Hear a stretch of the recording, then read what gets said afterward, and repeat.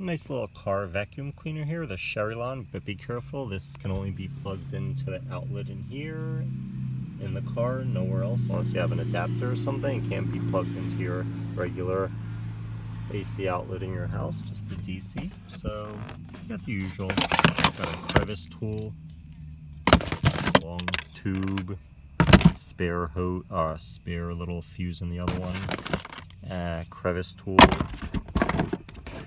hose that can bend around. You can use it in anything. Let's put the crevice tool on here. See how it works. Should be right. See how powerful it is. Just turn it on here. Check it out. See how it works.